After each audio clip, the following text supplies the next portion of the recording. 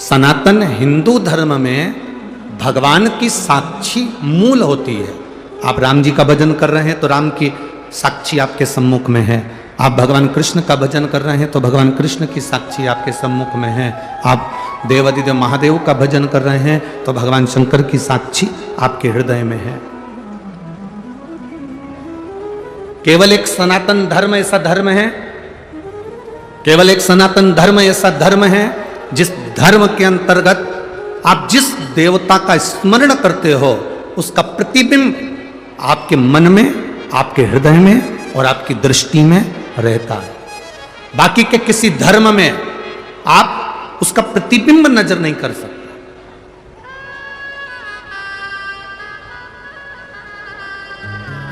और हमारे सनातन धर्म के अंतर्गत हम अगर शंकर भगवान को जल चढ़ा रहे हैं तो शिव का प्रतीक मानकर हम उसकी पूजन कर रहे हैं। हम बाल गोपाल का अगर पूजन कर रहे हैं तो भगवान राम और कृष्ण का प्रतीक मानकर उसकी पूजन कर रहे हैं। हम दुर्गा भवानी का पूजन कर रहे हैं तो जगत जननी धात्री का प्रतीक मानकर पूजन कर रहे हैं।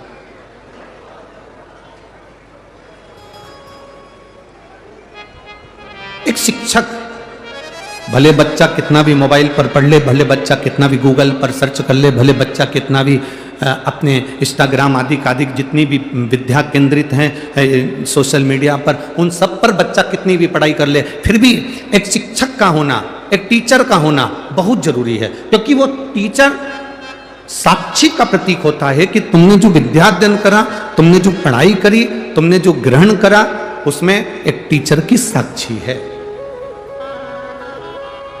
एक शिक्षक की साक्षी है। और मेरा निवेदन आज के टीचर और आज के शिक्षकों से केवल इतना सा निवेदन हमारा है,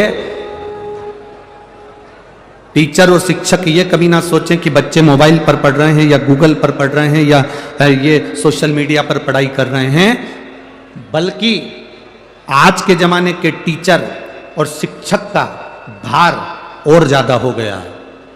आज के जमाने के टीचर और शिक्षक का भार ये बढ़ना चाहिए कि अब अगर बच्चे सोशल मीडिया पर पढ़ रहे हैं, बच्चे अगर गूगल पे सर्च कर कर पढ़ रहे हैं, बच्चे अगर मोबाइल पर पढ़ाई कर रहे हैं, तो आज के शिक्षक और आज के टीचर का कार्यभार और ये बढ़ जाना चाहिए कि अब बच्चे अगर मोबाइल पर पढ़ाई कर रहे हैं तो हम हमारे स्कूल में बच्चों को ये सिखाएं कि तुम किसी गलत व्यसन की ओर ना चले जाना, और उनका मोटिवेशन करते रहें, उनको समझाते रहें कि तुम गलत विचारों में ना जाए, गलत दृष्टि में ना जाए, गलत भाव में ना जाए।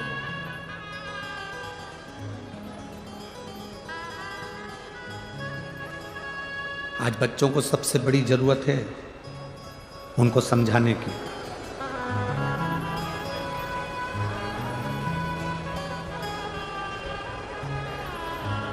प्रथम गुरु कौन होता है? जम के बोलो जल्दी से। प्रथम गुरु कौन है? माँ। दूसरा गुरु कौन है? पिता। तीसरा गुरु कौन है? शिक्षक। चौथा गुरु कौन है? सतगुरु। पहले नंबर पर है माँ। यहां इतनी सारी बुजुर्ग माताएं बैठी हैं, बूढ़ी बूढ़ी माताएं बैठी हैं, वयो माता बैठी हैं, 60 साल से ऊपर वाली भी बैठी हैं तो 50 साल से ऊपर वाली भी बैठी है। हम दूर नहीं जाएंगे,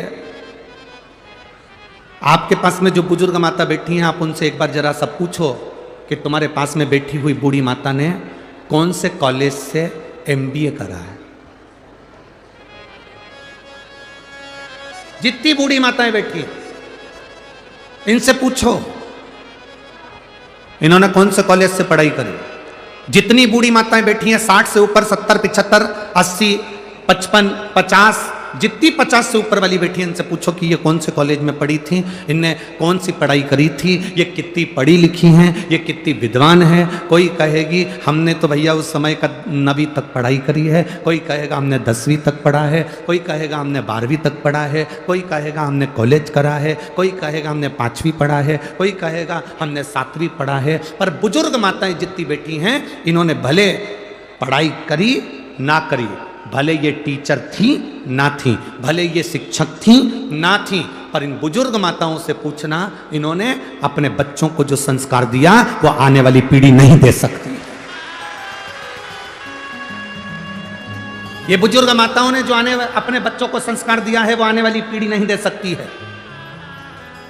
कई बार बुजुर्ग माताएं कह देती हैं, ए बहू हमारी तो जिंदगी निकल गई बेटा, अब तू देख ले और टिंकल टिंकल लिटिल स्टार देख ले। अब हमारी जिंदगी तो जो निकलना थी वो निकल गई।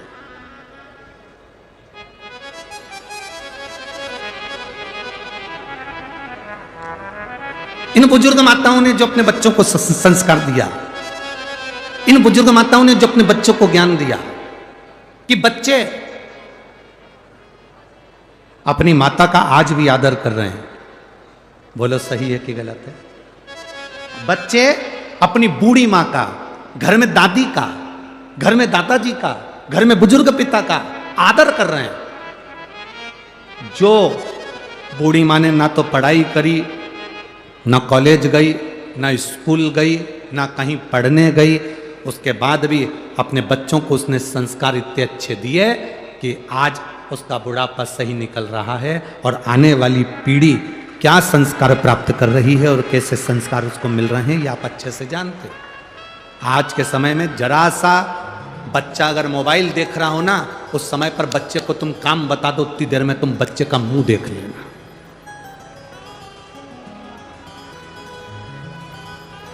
बोलो री जी जी सही है कि गलत है?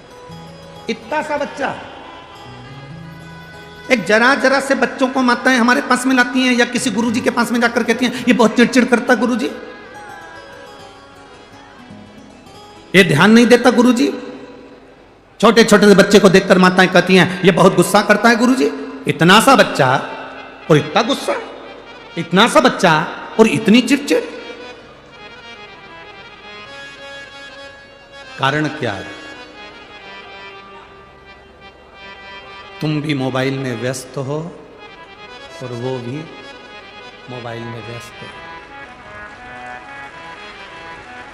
ये जितनी बुजुर्ग माताएं बैठी हैं, इन्होंने अपने बच्चों को स्वामी विवेकानंद बनाने का प्रयास करा, रामकृष्ण परमहंस बनाने का प्रयास करा। इन्होंने अपने बच्चों को स्वामी विवेकानंद बनाने का प्रयास करा, रामकृष्ण परमहंस बनाने का प्रयास करा, नामदेव तुकाराम बनाने का प्रयास करा, मीरा कर्माबाई बनाने का प्रयास करा। आज बच्चा जन्म लेता है तो सबसे पहले होड़ लगती है, इसको डॉक्टर बनाना है, इंजीनियर बनाना है, सीए बनाना है, इसको ये बनाना है, इसको वो बनाना है। आप अपने बच्चे को अगर अच्छे से आदमी को आदमी बनाना चालू कर दो तो वो स्वयं डॉक्टर बन जाएगा और इंजीनियर बन जाएगा। आज का व्यक्ति आदमी ही नहीं बन पा रहा, आज का व्यक्ति मनुष्य से मनुष्य ही नहीं बन पा रहा। एक गांव का व्यक्ति, एक व्यक्ति गांव में से निकल कर जा रहा था, एक दरवाजे पर पहुंचा, भैया बहुत प्यास लगी है, हमको पानी पिला दो। सेठ जी ने कहा भी कोई हमारा आदमी आने वाला है, वो तुमको पानी पिलाएगा। उसको जाना था, उसने फिर आधे घंटे बाद कहा भैया हमको बहुत प्यास लगी है, हमें पानी पिला दो, हमारा आदमी आता होगा पानी पिलाएगा। उसने फिर कहा भैया मुझे दूसरे गांव जाना है, बहुत प्यास लगी है, पानी पिला दो, हमारा आदमी आएगा वो पानी पिलाएगा।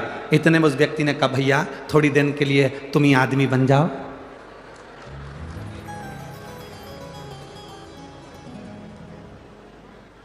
हम स्वयं आदमी नहीं बन रहे, हम स्वयं मनुष्य नहीं बन रहे। आज के जमाने में व्यक्ति को नेता बनना है, कलेक्टर बनना है, एसपी बनना है, डायरेक्टर बनना है, बहुत कुछ बनना है, पर आदमी नहीं बन पा रहा। पड़ोस में कोई भूखा सो रहा है, पड़ोस में और कोई भूखा सो रहा है, परिवार में कोई दुखी है और हम बहुत दूर जाकर भंडारा करें, मेरा बाबा कभी प्रसन्न नहीं होता।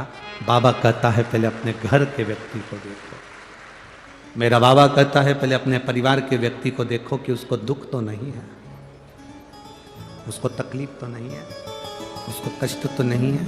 पहले आप अपने पास वालों को देखिए, अपने नजदीक वालों को देखिए, अपने करीब वालों को देखिए, इनको दुख तो नहीं है।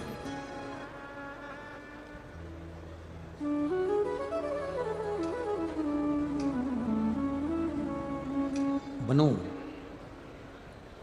माँ पहले नंबर का गुरु होती है, प्रथम नंबर का गुरु है माँ, पहले नंबर का गुरु है माँ।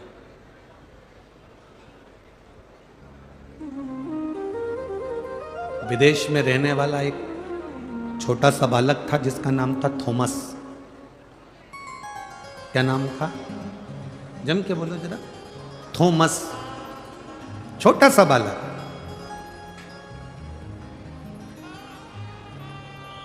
विदेशी स्कूल में विदेश का बालक पढ़ रहा था। थॉमस स्कूल जाता था। आज प्रिंसिपल ने थॉमस को बुलाया, हाथ में एक पत्र पकड़ा दिया, बंद कर कर लिफाफे में पैक कर कर थॉमस को दे दिया। थॉमस, ये पत्र आप अपनी मम्मी को ले जाकर दे देना। थॉमस, ये पत्र आप अपनी आई को ले जाकर दे देना, अपनी माता को ले जाकर दे देना। थॉमस उस पत्र को लेकर अपनी मम्मी के पास गया, आई के पास गया, मां के पास गया। मां से जाकर कहा, मम्मी प्रिंसिपल ने आपके लिए पत्र दिया। थॉमस ने जब मां को पत्र दिया तो उस पत्र को मां ने पढ़ा। बेटे ने पूछा, मां स्कूल के प्रिंसिपल ने पत्र में क्या लिखा है? मां कहती है, पत्र में लिखा है कि तुम्हारा बेटा बहुत ज्यादा विद्वान है, बहुत विद्वान है तुम्हारा बेटा, इसके लायक हमारे स्कूल में टीचर नहीं है। ये बच्चा इतना विद्वान है कि इसके लायक हमारे पास में टीचर नहीं है। इसलिए आपका बच्चा बहुत ज्यादा विद्वान है, इस बच्चे को आप हमारे स्कूल से निकाल लो, इसकी टीसी ले जाओ और निकाल कर इसको जो विद्वानों का स्कूल हो उसमें इसको भर्ती करा, इसको एडमिट करो। अब माँ ने लिफाफा बंद करा, पैक करा, लॉकर में रख दिया ड्रॉज में, और माँ अपने बच्चे से कहती है, तेरे लायक वो स्कूल नहीं है क्योंकि तू बहुत विद्वान है, इंटेलिजेंट है, इसलिए अब तू एक काम कर, घर में पढ़। थॉमस घर में पढ़ने लगा। मां पढ़ी लिखी नहीं थी पर बच्चे के सामने बैठी रहती थी। रसोई घर में रसोई बनाती और भोजन बनाने के बाद अपने बच्चे को टाइम देती।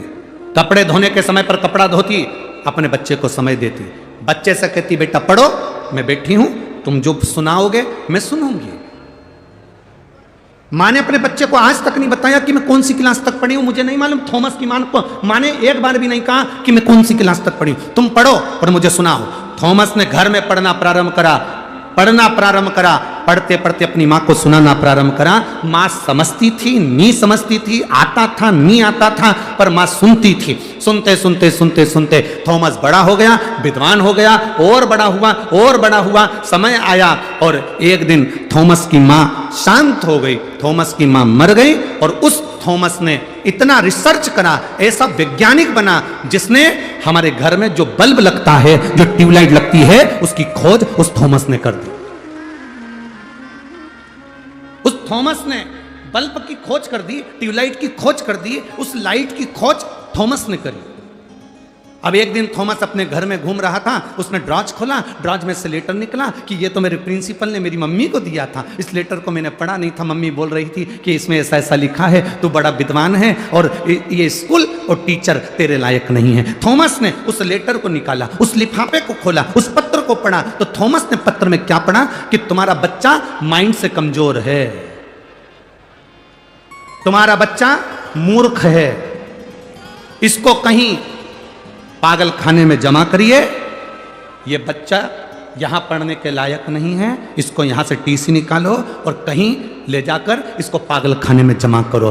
मां ने उस पत्र को छुपा दिया, और पत्र को छुपाने के बाद मां ने अपने बेटे को उज्जवल बनाने का प्रयास करा, जैसे थॉमस की मां ने उज्जवल बनाने का प्रयास करा, वो उज्जवलता तुम में आना चाहिए। स्कूल के टीचर कह दें कि तुम्हारा बच्चा नालायक है, स्कूल के टीचर कह दें कि तुम्हारा बच्चा बेकार है, और तुम उसको मान लोगे और तुम अपने बच्चों को वो उपाधि देने लगते हो। कि तुम पढ़ नहीं सकते, तुम्हें ये नहीं आता, तुम्हें वो नहीं आता, बल्कि बच्चों को कहना चाहिए तुझ में वो एनर्जी है बेटा, मुझे विश्वास है कि तेरा मैथ बहुत अच्छा है। बच्चा कहता मेरा मैथ अच्छा नहीं है, बच्चा कहता मेरी विज्ञान अच्छी नहीं है, बच्चा कहता मेरी अंग्रेजी ठीक नहीं है, उस बच्चे को तुम्हें कहना मैंने तेरी राइटिंग देखी है तो बहुत अच्छा लिखता है, तो बहुत अच्छा पढ़ता है, मेरा विश्वास कहता है तुम मैथ में सबसे ज़्यादा नंबर ला सकता है, ये मेरा भरोसा कहता है। वो बच्चे का आप बल बढ़ाओगे, परंतु आप टीचर कह देते हैं कि ये बच्चा इसमें कमजोर है, ये बच्चा ऐसा है, और आप उस बच्चे को वही कहना चालू कर देते हैं तुझमें तो अकल ही नहीं है, तू तो नालायक है, तू तो पढ़ता ही नहीं है, ध्यान देता ही नहीं है, तू तो विद्वान है ही नहीं। सुबह से शाम तक हर घर की माँ अपने बच्चे के पीछे ऐसी पड़ी रहती है, ऐसी पड़ी रहती है। पहले की माताएं अपने बच्चों के पीछे ऐसे नहीं पड़ती थी, बैठती थी, काम करती जाती थी, बच्चा लिखता जाता था, काम करती जाती थी, बच्चा पढ़ता जाता था। और पहले भी कलेक्टर होते थे, पहले भी एसपी होते थे, पहले भी डीएसपी होते थे, और आज भी कलेक्टर हैं, और आज भी एसपी और डीएसपी।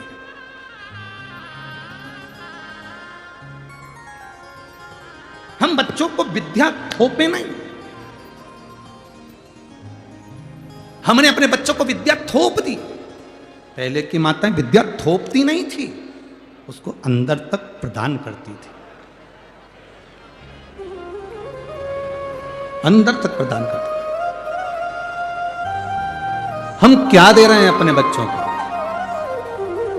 सुबह से उठती हैं माताएं और चिल्लाना चालू कर देती हैं, तैयार हो जाओ, स्कूल की वैन आने वाली है, गाड़ी आने वाली है। पहले सुबेरे सुबेरे से आवाज आती थी हरे राम राम राम हरे हरे, हरे कृष्णा। अब सुबह से आवाज आती उठ रहा। अच्छा,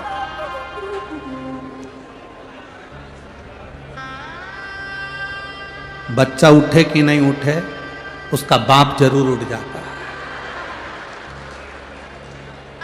जब इतनी तेज तेज चंद्र घंटा बजाएगी तो फिर तो उठना ही पड़ेगा। पिता जरूर उठ जाता, और पिता उठा। पिताजी ने चिल्ला कर कहा, क्यों चिल्ला रही है सुबह सुबह से? स्कूल की वैन आने वाली है, अभी तक उठा नहीं है, उठाओ इसको। पहुंच गई रसोई घर में, बाप अपने छोरा छोरी को उठा रहा, उठ जा बेटा, मम्मी आती होगी, उठ जा। पहले के जमाने में डराते थे बहू आता होगा, आज के जमाने में डराना हो सास को तो कह दो बहू आती होगी, वैसे डर जा बेचारे। अब उठ जा, पिताजी कह रहे मम्मी आएगी, उठ जा। बच्चा उठा, आया, धोया, स्कूल जाने की तैयारी।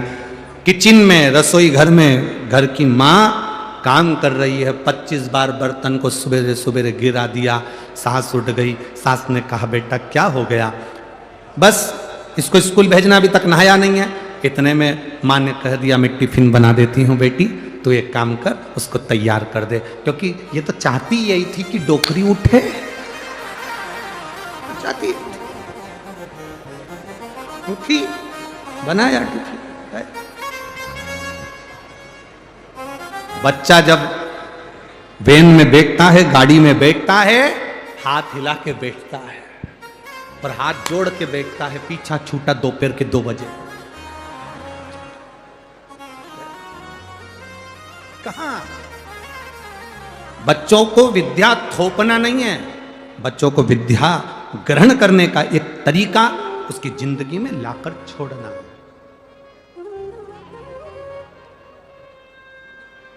स्कूल कॉलेज में जो तुमने सीखा, मरते दम तक तुम्हारे काम आया कि नहीं आया?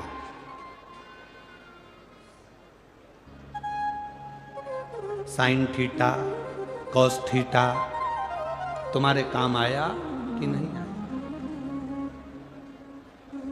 स्कूल में, कॉलेज में जो तुमने सीखा वो तुम्हारे काम आया कि नहीं आया, ये पता नहीं। पर शिव महापुराण की कथा जरूर कहती है, जो तुमने अपने घर में अपनी मां से, अपने पिता से जो संस्कार ग्रहण करे हैं, वो मरते दम तक तुम्हारे काम आते हैं। आखिरी तक तुम्हारे संस्कार तुम्हारे काम आएंगे। आज के समय में शिक्षक का दबाव और होना चाहिए कि हमारे स्कूल के बच्चे हमारे क्लास के बच्चे, एक टीचर का ये प्रभाव होना चाहिए कि मेरे क्लास के बच्चे, मेरे स्कूल के बच्चे कोई व्यसन में ना जाए, कोई गलत संगत में ना जाए। ये बच्चे बहुत जरूरी है हमारे।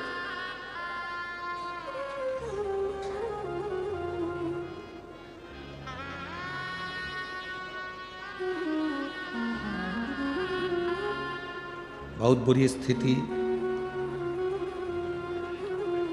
चल रही है जहां पर नवयुवक बच्चे व्यसन की ओर जा रहे हैं। बहुत विचित्र स्थिति, उसमें हमें बचना है। मिला है, शरीर मिला है, इसको सदुपयोग में लगाना, सतमार्ग पर लगाना, अच्छी जगह पर लेकर जाना है। पार्वती जी ने लक्ष्मी जी से कहा, लक्ष्मी, पति ने अगर श्राप दे दिया कोई बात नहीं, पति ने आड़ा टेढ़ा कह दिया कोई बात नहीं, कोई चिंता का विषय नहीं। सास अपशब्द कह दे, दिल में लेकर कभी मत जाओ। ए मेरी जीजियों, जितने इस आस्था चैनल के माध्यम से कथा सुन रहे हैं, जितने फेसबुक के माध्यम से कथा सुन रहे हैं, यूट्यूब पर सुन रहे हैं, और इस पंडाल में आज कम से कम इस पूरे प्रांगण में 8 से 9 लाख लोग भक्त भरे पड़े हैं।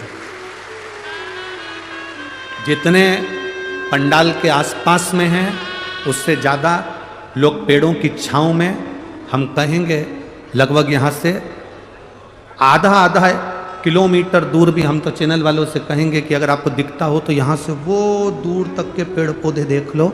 जिन जिन पेड़ पौधों को आप कवर कर सकते हो, उन पेड़ पौधों के नीचे, पहाड़ के ऊपर, टेकरी पर, गाड़ियों पर, जहाँ आप कवर करें वहाँ तक कवर कर सकते हैं। और इनको देखें कि इनकी भक्ति की लगन कितनी प्रबल है, जो शंकर को प्राप्त करने के लिए अपना घर छोड़कर यहाँ पर, इनकी भक्ति की लगन। जितने इस सभा में बैठे हैं, जितने इस पंडाल के सम्मुख में बैठे हैं, जितने इस शिव महापुराण की साक्षी में बैठे हैं, और जितने आस्था चैनल और फेसबुक यूट्यूब पर कथा सुन रहे हैं, इन सब बहनों से निवेदन और सब भाइयों से निवेदन, किसी के शब्द को, अच्छे शब्द हो उसको जिंदगी में उतार लो। कुछ अच्छा मिल रहा है उसको उतार, कुछ अच्छा प्राप्त हो रहा है उसको ले लो। एक उत्तर दोगे क्या धुलिया वालों? बोलो तो जम के। कुएं का जल, बावड़ी का जल, हापसी का जल, तालाब का जल, समुद्र का जल, बारिश का जल, नल का जल, ट्यूबवेल का जल, क्षीर सागर का जल, खड्डे का जल, जितने जल हैं, इन सभी जलों में सर्वश्रेष्ठ जल कौन सा?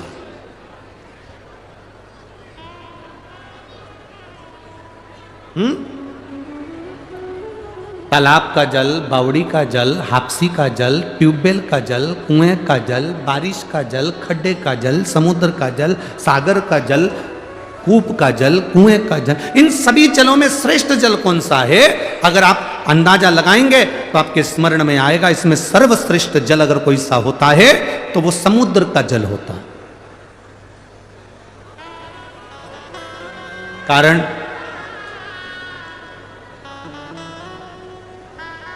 श्रीमद् वल्लभाचार्य जी ने एक ग्रंथ लिखा जिसका नाम है जल भेद। कौन सा ग्रंथ है? जल। श्रीमद् वल्लभाचार्य जी ने वर्णन करा, सर्वश्रेष्ठ जल होता है समुद्र का जल। क्यों? कुएं के जल में कचरा डालोगे तो वो कुएं में सड़ता रहेगा, बावड़ी में कचरा डालोगे वो सड़ता रहेगा, ट्यूबवेल में कचरा डालोगे सड़ता रहेगा, खड्डे में कचरा डालोगे सड़ता रहेगा, नदी में कचरा डालोगे सड़ता रहेगा, सरोवर में कचरा डालोगे सड़ता रहेगा। पर समुद्र में अगर कचरा डाला है तो समुद्र की लहरें उस कचरे को किनारे पर लगा देती हैं, वापिस किनारा दे देती हैं। समुद्र कभी कचरे को अपने अंदर नहीं उतारता, समुद्र कचरे को किनारे पर लगा देता है। तो मेरे भारत की, देश की और विदेश में जितनी मेरी बहनें बैठी हैं उनसे एक ही निवेदन है, जब कोई तुम्हारे कचरा दे, गाली दे, अपशब्द कहे, ताना दे, तो तुम समुद्र जैसा दिल रखकर कचरे को किनारा लगा दो। इस कचरे को किनारा तुम्हें लगाना। अपशब्द कहने वाले का अपशब्द हमारे दिल में नहीं रखना। समुद्र कचरे को अंदर नहीं रखता। फिर कहा समुद्र श्रेष्ठ क्यों है? तो कहा समुद्र इसलिए श्रेष्ठ है, समुद्र में सोना डालो, चांदी डालो, हीरा डालो, पन्ना डालो, समुद्र कभी किनारे नहीं लगाता। समुद्र अपने अंदर उतार लेता है। जब शिव महापुराण रूपी हीरा मिले, कोई अच्छी ज्ञान की बात कहे तो उसको अपने अंदर उतार कर रख लो। फिर कहा समुद्र का जल श्रेष्ठ क्यों है? तो कहा समुद्र का जल श्रेष्ठ इसलिए है क्योंकि समुद्र जब चंद्र बढ़ता है तो समुद्र उछलता है। बोलो री जीजियो सही है कि गलत है? चंद्र बढ़ता है, समुद्र उछलता है। चंद्र घटता है, समुद्र बैठ जाता है। समुद्र से हमें अपने को समुद्र जैसा बनाना है। जब किसी को बढ़ता हुआ देखो तो इतने खुश हो जाओ कि भगवान इसको और ऊपर पहुंचाना, और उन्नति देना। और चंद्र घटता है तो समुद्र घटता है। जब किसी को दुखी देखो, किसी को घटता हुआ देखो तो तुम्हारा दिल भी घटना चाहिए, तुम्हें भी नम्रता आना चाहिए। समुद्र क्यों अच्छा है? तो समुद्र इसलिए अच्छा है क्योंकि समुद्र खारा होता है, सच बोलने वाला हमेशा बुरा होता है। देश विदेश में बैठी हुई मेरी माताओं को, मेरी बहनों को, मेरी जीजियों को, मेरे जीजाओं को, मेरे बच्चों को, मेरी बेटियों को मैं निवेदन करूंगा इस व्यासपीठ से, महालक्ष्मी शिव महापुराण की कथा धूलिया नगर से चल रही है। आज सबसे ज्यादा केस अदालत में, सबसे ज्यादा अगर केस हैं तो प्रॉपर्टी के केस नहीं हैं। आज अदालत में सबसे ज्यादा केस अगर कोई चीज के नहीं, अगर किसी के मर्डर के केस नहीं है, किसी प्रॉपर्टी के केस नहीं है, जमीन जायदाद के केस नहीं है, भाई भाई के केस नहीं है। आज पूरे भारत की अदालत में सबसे ज्यादा केस हैं तो तलाक के केस हैं। भारत की सबसे ज्यादा अदालतों में अगर केस चल रहे हैं तो तलाक के चल रहे हैं। समझौता नहीं बैठ पा रहा, एक दूसरे का सामंजस्य नहीं बैठ पा रहा। जरा सी बात में विवाद हुआ, माँ ने कह दिया जा मेरे घर पर, कमी है क्या? अपने यहाँ कोई कमी है क्या? छोड़िए तेरा ससुराल। और बेटी घर पर जाकर बैठ गई। इधर पति रुष्ट होकर बैठा, बेटी रुष्ट होकर बैठी। माँ ने कह दिया दूसरी शादी करा देंगे। अगर बेटी के भाग्य में अच्छा लिखा होता तो पहले ही भेरू अच्छा मिल जाता, अब तो 4 करा ले तो भी वैसा ही मिलने वाला है। इसलिए जैसा मिला है उसको निभाने का प्रयास करो, उसको समझाने का प्रयास करो, उसको संजोने का प्रयास करो, उसको सामंजस्य बिठाने का प्रयास करो। लड़के से कहो तेरी धर्म पत्नी अच्छी है, उसको लेकर आ, जा प्रार्थना कर, ससुर के पास जा, सास के पास जा। जाकर कहा जब शंकर भगवान अपनी सती के लिए दक्ष प्रजापति के यहाँ जा सकते हैं, जिस दक्ष प्रजापति ने शंकर भगवान को अपशब्द कहा था, श्राप दिया था कि तू शमशान में निवास करेगा, इसके बाद भी मेरे भोले बाबा दक्ष प्रजापति के दरवाजे पर जाकर अपने ससुर से बात करते हैं अपनी धर्म पत्नी के लिए। तो तुम अपनी बेटे से क्यों नहीं कहते कुछ नहीं, जाओ लेकर आओ उसको, हो गई ना बात, खत्म करो, लेकर आओ। बेटी को समझाओ कोई बात नहीं, जाओ। अगर मान ले तो दूसरी शादी करेगी और वो भी ऐसे ही निकल गया तो मम्मी मैं शादी नहीं करूंगी, मेरे को शादी नहीं करना, तो जिंदगी कैसे निकलेगी बेटा? मैं तो अकेली रह लूंगी। ये संसार, दुनिया के लोग एक किसी की मुर्गी रोड पे मिल जाए तो वो मुर्गी ले जाए, तो आज का व्यक्ति किसको छोड़ रहा है संसार में? किसको छोड़ रहा है? संभलो, अपनी जिंदगी को सार्थक बनाने का प्रयास करो। समझाओ बेटों बेटियों को, ज्ञान दो अपने बच्चों को, भड़काओ नहीं, अपशब्द मत कहो, ताना मत दो, समझाने का प्रयास करो। हो सकता है बेटा जिंदगी में यही लिखी हो, किस्मत में ऐसा लिखा हो, भाग्य के आगे किसकी चली? समझाओ। हम समझाते नहीं हैं, हम उल्टा अग्नि में घी और डाल देते हैं। मत जा तू तो, रहने दे, अच्छा है, क्या करेगी जाके, क्या करेगा जाके, हम उल्टा और घी। समझाओ, जितना ज्ञान दे सकते हो दो। लोग कहते हैं गुरुजी आप शिव पुराण तो कम करते हो, बाकी की बातें ज्यादा करते हो। हमने कहा शिव पुराण सुनते सुनते तो तुम्हारी जिंदगी निकल गई। गीता प्रेस गोरखपुर के शिव पुराण घर में लिया और 25 बार पढ़ लो। पर जो जरूरी है, शंकर भगवान ने अपने जीवन में, दक्ष प्रजापति ने शंकर भगवान को श्राप दिया तो भी शंकर भगवान उनके दरवाजे पर गए। सती माता जलकर भस्म हो गई तो भी शंकर भगवान उनके द्वार पर गए।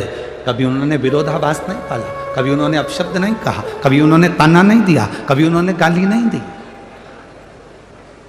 समुद्र जैसे बन जा। कोई ने अपशब्द कह दिया, यहां से सुना, यहां से निकाल।